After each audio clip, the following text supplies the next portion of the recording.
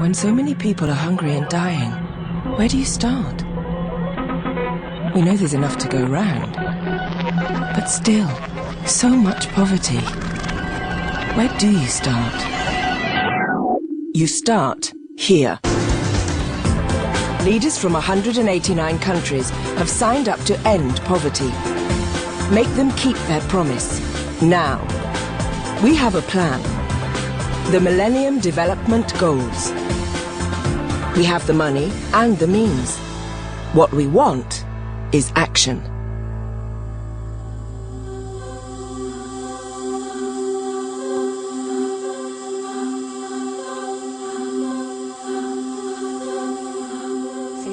When I write about stars, I try and use them differently. I'm not really talking about stars at all. Behind the words, there is a social and sexual context. Gina is a poet. She's also one of very few from her Sao Paulo slum to go to university. My future is literature. Literature is about everyone's future. Goal number 2 is primary education for all. It's like a support for everything in life. Without education, we can't get a job. Education breeds skills and confidence, but in poor countries, 1 child in 3 doesn't finish primary school. For many kids, going to school isn't yet an option. Most of the world's poor live in rural areas. There simply may not be a school to go to. And many children have to work to help feed their families. The oldest and the little ones. I am trying to get them to school if I have money. But if I don't, well then, we'll just have to see what happens. In this Sri Lankan village, the children launched a campaign to get working kids back to class. You shouldn't stop going to school. You can do this. From 8 to 2, you go to school. After that, you can go to the shop to work. Post-tsunami, it will take massive efforts to get education back on track here.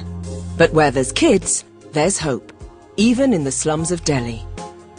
Deepak survives on the streets by collecting rubbish. We think that if we are educated, we could become a doctor, an engineer or someone. This kind of hope and desire in our hearts is what keeps us alive. He goes to an informal school set up by a local night shelter, held at a train station. Deepak knows education is his way out. He and his friends even write their own newsletter. Whatever our dreams, we'll print them and we'll show the world. I know we are poor, but we've also got rights and they should be given to us. That's why our child's paper is working. We, the children, have made it.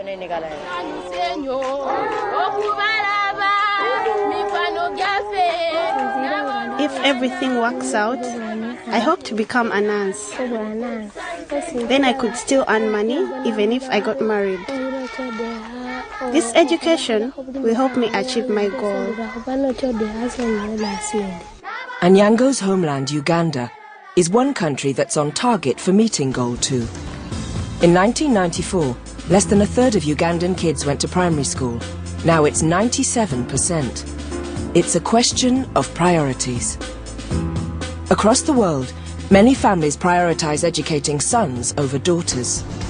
No, younger sisters don't go to school. It's not good, because if you go to school, tomorrow you'll become something. Over half of all children who should be in schools but aren't are girls. This isn't just bad for girls, it's bad for nations. Educated women earn more and have fewer children with higher survival rates. They're more likely to educate their own children, including the girls. Investing in Goal 2 is investing in the future. Our poet sums it up. If I was the president, I would look into education, because by providing better education, you are able to build up a nation. Goal 2. Primary education for all. The Millennium Development Goals. Make our leaders keep their promises. 8 goals, 1 world, no excuses.